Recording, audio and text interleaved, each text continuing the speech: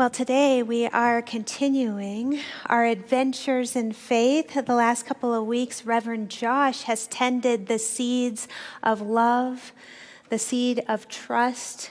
And today we are focused on nurturing, growing, and tuning the seed of light in this moment. And so how wonderful it is to focus on light on the eve of Diwali, this beautiful Hindu festival of lights. And it's so much more than a festival, as Dr. Patty and Prince Rama was so wonderfully talking about this morning. It's about honoring the light within you.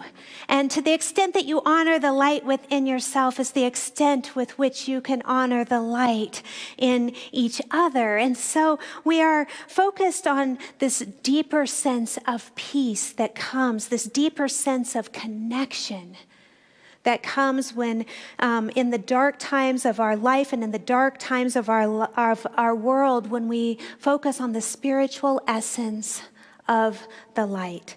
And did you know that each one of you is a sparkler? You could be a sparkler, and that when we connect with each other, we share those sparks with light with each other. So as you go about the rest of your day, imagine you're holding one of those beautiful 4th of July kind of sparklers, and you can tap them when you greet someone out in the lobby or around the campus. Happy Diwali to everyone who honors this festival. But today we explore even further what it means when we move into this present moment right now to recognize our own light. It's also one of our greatest challenges, isn't it? That how easy it is to focus on our failures, on the times that we've fallen down, the times that we haven't gotten it right, to celebrate our successes, to focus on the good and to raise and to praise the God light within us. How tough it is sometimes in a world of chaos, in a world of struggle, to remember to reach for the positive when sometimes it can feel as if everything is conspiring to pull us down, to dim our inner flame, and to train us to brace, protect, guard against, and withdraw from the onslaught of negativity that we can find in the world around us. And now I know for myself, when I begin to focus on what's wrong within me, then I begin to focus on what's wrong within those I love around me. And then I begin to focus on what's wrong in the world around me. And what happens is that I begin to create this super myopic and narrowed vision. And then away go the rose-colored glasses. And then it can feel as if I'm looking through windows that are clouded with dust of fear and doubt.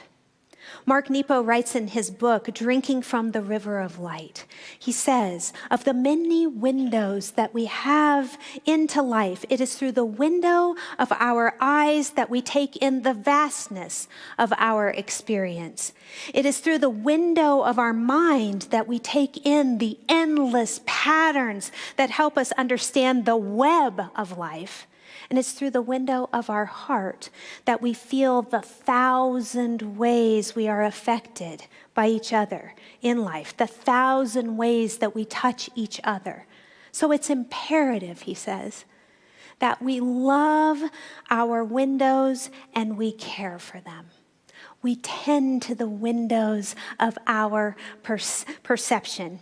You know, he shares a story of how he once went to visit his 94-year-old grandmother. She was staying in a center in Brooklyn, New York, and he visited her room, and it was a gorgeous day as he went to visit her. And when he entered, she seemed kind of glum, so he asked her, what's the matter? And she said, oh, isn't it a shame? Today is such a gray day.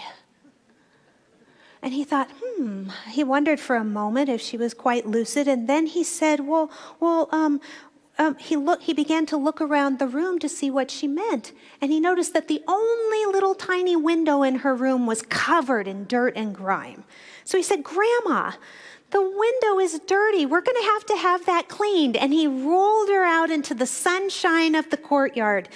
And she looked back at that caked window. And she said, with the knowing chuckle, he writes, of someone who's lived half a century, she said in her thick Jewish Russian accent, "Got a dirty eye? Then have a dirty world." Don't you just love that? We have to be in charge of cleansing the lens of our perception, the windows of our perception, through our spiritual practices and our spiritual awareness, so that we can look out on the world and see clearly the interconnectedness of life that moves through all things. Similarly, I recently read a book, there's a new one out by Dan Brown. He wrote the Da Vinci Code, and now he's written the book of Secret of Secrets. It's a fascinating book that asks many questions about the nuances of human consciousness. And his character in the book, noetic scientist, Dr. Catherine Solomon, reminds us that human perception is riddled with blind spots. She says, sometimes we are so busy looking in the wrong way that we don't see what is right before our eyes. And she shares an image in that book of the Herman grid. Maybe you've seen it around the internet. If you take a look at that for just a moment, just glance up there and see if you notice what happens with your eyes when you look at that grid. It's fascinating. Fascinating, isn't it? Do you see those little black dots seem to move around on the grid depending on where you're looking? And they appear and they disappear depending on where you are focused. And what an example of how easily it is that our mind can fill with darkness or it can fill with light depending on where we place our focus in the world. So much of our spiritual life is about paying attention to the focus of our seeing. Our vibration, our very presence, our essence arises from our ability to recognize and to tend to the light within us so that we can perceive that same light everywhere around us. Like the Herman grid, that light depends exactly on where we are looking. Meditation teacher Osho said, "Go inwards. Find your inner space, and suddenly you will find an explosion of light, beauty, an explosion of ecstasy, and it will be as if suddenly there are thousands of roses that have blossomed within you, and then you will be full of their fragrance." And I think that brings us to one of the first ways I'd like to look at this morning as to how we tend the inner light, our inner world, so that we can be filled with that essence of roses in our own awareness. And I like to refer to it as setting the inner dinner table of our mind. And, we can expend it by being intentional about the atmosphere we are creating both around us. When my daughters, Maya and Madeline, were little, we lucked out because I was a school psychologist in those days and I had the summers off, and wouldn't you know it, they both had summer birthdays. And so every single summer, we turned our summer into a birthday party summer camp that the three of us ran together. And we would select the birthday themes of the summer. One summer, we built a big pyramid, an Egyptian pyramid in the basement, and we had obstacle courses moving through. You had to save Queen You Laugh a Lot by telling jokes at the party and get her back to the Luxor Palace. One time we had an under the sea theme where there was seaweed all around. We had hot dogs in the shape of octopus, yeah, little hot dogs. And we had bubble machines, and we would create these fantastical birthday worlds together. It was it was in a way that we were creating our own spiritual practice of setting the atmosphere of our mind. You know, one year I'd like to involve all the parents in these parties, and I assigned them roles. I think there's a couple people here today that played a couple roles in these birthday parties. Alice in Wonderland's out there somewhere. But some of the parents would begin to argue over who got to be the smoking caterpillar or the Mad Hatter, you know. But they all played a role, and we all got together and we co-created these atmospheres of joy and celebration. And I share that because as a spiritual tool, we can set the themes of our mind. We can choose how we're going to create, how we're going to tend to those atmospheres of grace by our own thought choices. And I wonder, what theme have you been choosing as the atmosphere of your own mind? Who have been your dinner guests at that inner banquet at your mind table within? And the teachers, the practices, the thought patterns that you have invited recently to nourish your inner world.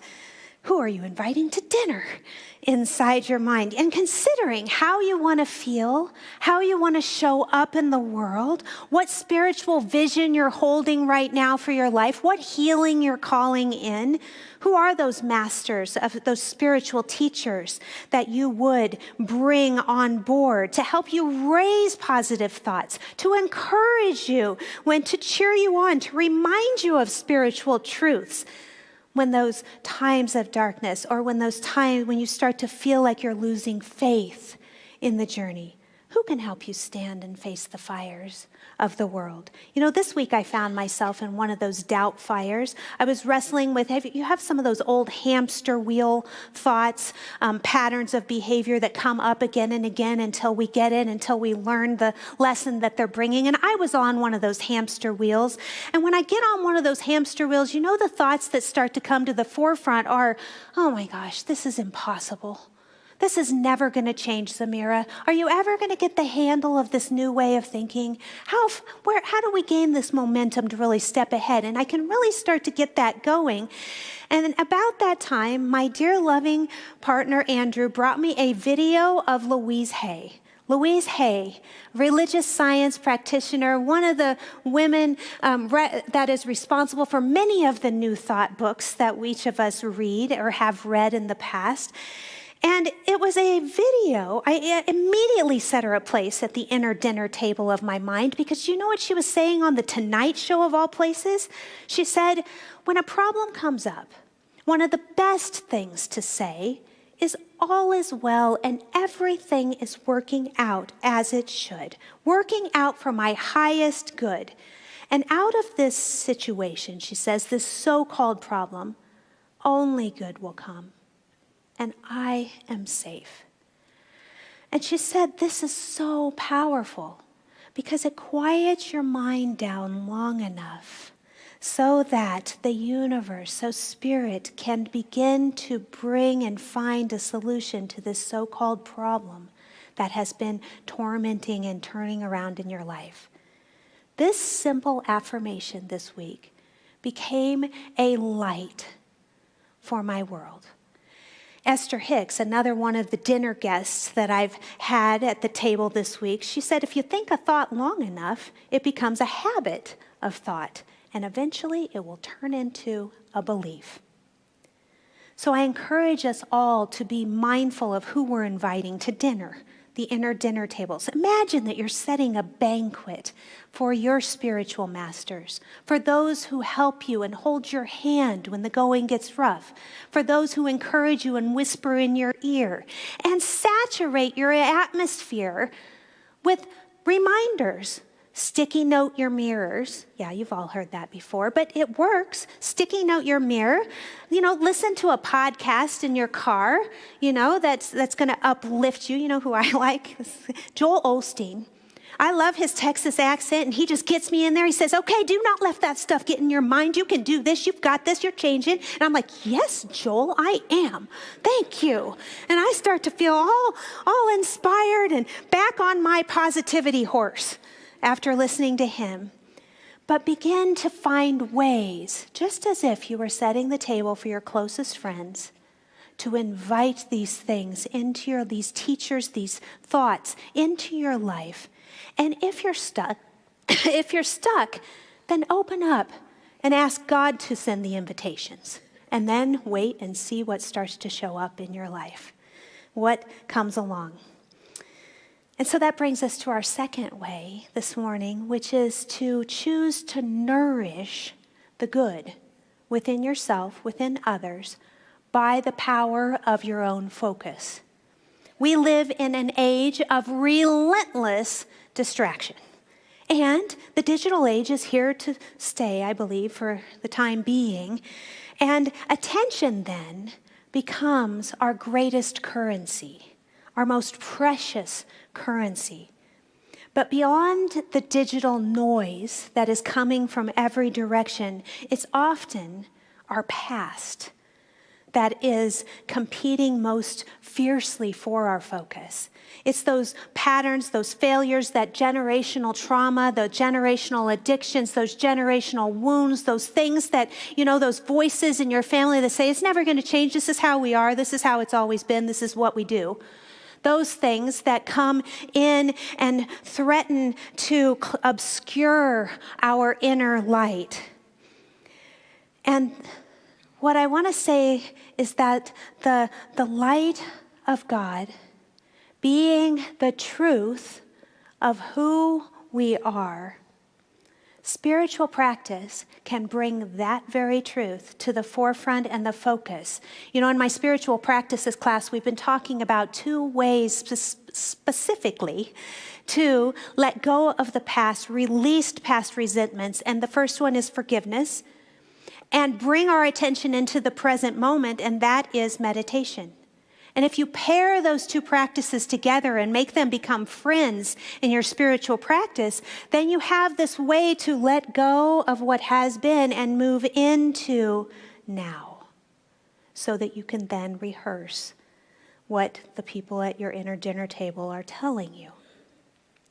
Our upcoming Dia de los Muertos service, All Saints' Day, is also one of the world traditions that honors our ancestors. It's the sacred time where people gather around the world to honor the path of the ancestors, to place candles at the altars in honor that the very fact that we're here today is because someone walked before us.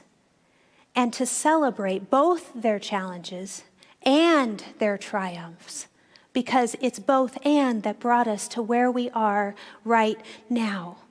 In Matthew 6:22, it says, "The eye is the lamp of the body." If your eyes are healthy, your whole body will be filled with light. Ernest Holmes expands on that. He says, if our eye is single, we will be filled with light. And when we perceive the unity of good, we shall perceive it in its entirety. This is the practice of singularity of sight, focusing unwaveringly on the divine, nourishing the good within ourselves, nourishing the good in one another. Oh, what a blessing it is when you begin to nourish the good within yourself and have that extra to nourish the good in one another, and to watch how relationships transform, how they are uplifted by the light when you start to recognize and uplift it in those that you love.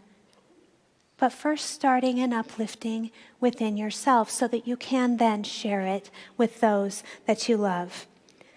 Feeding the light within and around us. Abenaki elder Joseph Bruchak says, a friend is a person you tell your true name. And I would say a true friend, I believe, is one who can say it back to you when you forget. And that is what we are all here in community to do for one another, is to reflect the light of who we truly are, and to recognize that we are all beings of light. Which brings me to the final talking point, which is the light between us and sensing more than meets the eye. We deepen our awareness of the light by opening to the mystery and realizing the divine radiance is the very truth that flows not only within us, but through us and all around us. I want you to travel with me for just a moment. Recently, I had an opportunity, and there's some beloved pilgrims here with me in the room today. We went to Scotland on pilgrimage. And we were able to walk the lands and to commune together and do spiritual practice in the lands of Scotland. But I want you all to travel with me for just a moment to the Lammermuir Hills of southeastern Scotland in the 7th century. These were the days before electric light, when the starry skies were vast and unobstructed above the earth. And one night a young shepherd named Saint Cuthbert was out there on the fields with his sheep, and he looked up and he prayed, and he saw a stream of light moving, descending through the sky, and what appeared to be angels escorting a radiant soul upward. The next morning, he learned that Saint Aidan, of the Bishop of Lindisfarne, had passed away at that very hour. And Cuthbert took that vision as a sign to join the monastery. And indeed, the light of Aidan's ministry continued on through him. The torch of love and the torch of service passed from one soul to another that evening. Light recognizing light. And centuries later, pilgrims, we were all pilgrims standing on this holy ground of the Isle of Lindisfarne.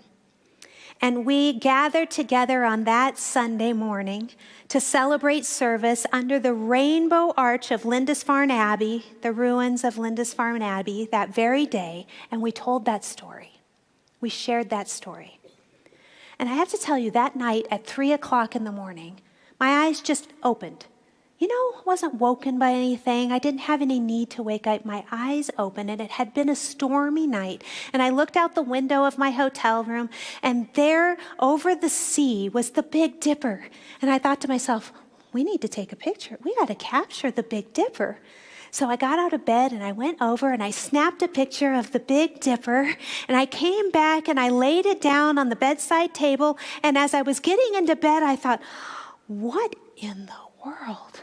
It was filled with gorgeous, beautiful illuminations of the northern lights that were filling the sky all around me. Well, I didn't get into bed. I picked up my camera, I rushed back over the window, and I spent the next 15 minutes taking pictures all around the sky. If I could just squint a little bit, my naked eye could pick up the little bit of the northern lights all around. And in awe, in that moment, I saw a shooting star come all the way down the sky, and I felt those God bumps all over me. And I felt in awe of all the light that is around us at all times that I'm unable to see, but is always there. The chaotic order of the cosmos, the hidden harmonies beneath the noise, the seemingly harmony beneath the seemingly mess of living, all of it interconnected with light, speaking a language that is much older than our words. The seen and the unseen, the visible and the invisible, the known and the mysterious, this great conversation of the cosmos. Mystics across tradition have known this. In the Rig Veda, light is the illuminating active force known as Satya, and it can only be described as shining truth. In the Gospel of John, it says, in the beginning was the Word, and that Word gave life to everything, and life was the light of all people. And in Tibetan Buddhism, momentary experiences of enlightenment are seen as glimpses of clear light. Even the moment of death is known as the clear light, purity of mind. When the northern lights dance, the earth and the sun are in conversation together. Dialogue of particles and color, dancing, energy, and grace. The eyes of your beloved ones shine that light. Reflect it back to you as well. Poet Lisa Mueller said, The world is flux, and light becomes what it touches. To live in the awareness of that truth is to understand that nothing holds us apart.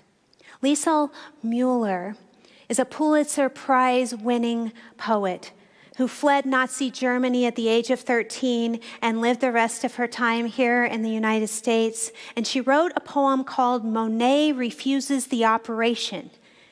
And it talks about the story of the artist Monet, who was arguing with his doctor over cataract surgery. And this is what he said. "Doctor, you say there are no halos around the streetlights of Paris. And what I see is an aberration caused by old age and affliction. I tell you, it has taken me my whole life to arrive at the vision of gas lamps as angels, to soften and blur and finally banish the edges that you regret I don't see. To learn that the line I called the horizon does not exist, and sky and water for so long apart are the same state of being. 54 years before I could see, Rouen Cathedral is built of parallel shafts of sun. And now you want to restore my youthful errors, fixed notions of top and down, illusions of this three-dimensional space, wisteria separate from the bridge that it covers? What can I say to convince you the houses of Parliament dissolve night after night to become the fluid dream of the Thames? I will not return to a universe of objects that don't know each other. As if islands were not the lost children of one great continent. The world is flux. And light becomes what it touches, becomes water, lilies on water, above and below water, becomes lilac and mauve and yellow and white and cerulean lamps, small fists, passing sunlight so quickly to one another that it would take long streaming hair inside my brush to catch it, to paint the speed of light.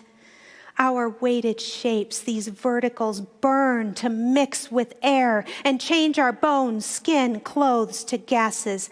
Doctor, if only you could see how heaven pulls the earth into its arms and how infinitely the heart expands to claim this world. Blue vapor without end. Monet understood what it meant to see with the eyes of the heart is to see the divine radiance in everything. The blurred edges, the merging colors, the shimmering unity of being.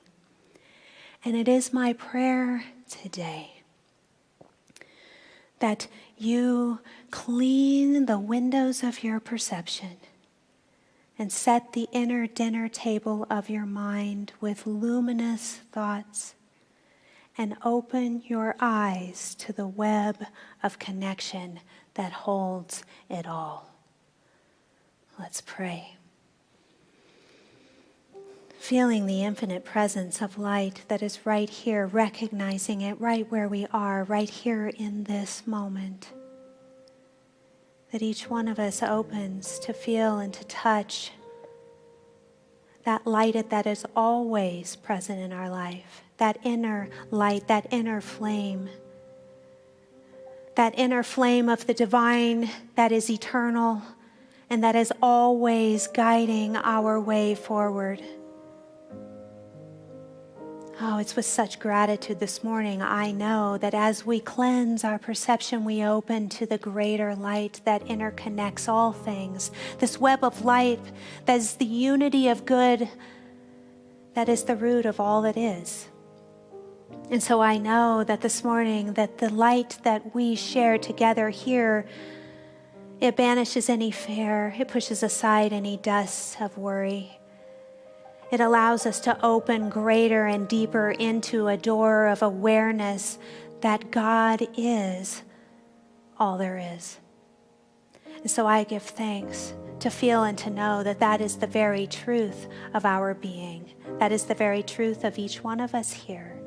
May each walk this week draw us deeper into that awareness of the light, to illuminate our hearts so that we may reflect light to one another. I say thank you, Spirit, and release this prayer. And so it is.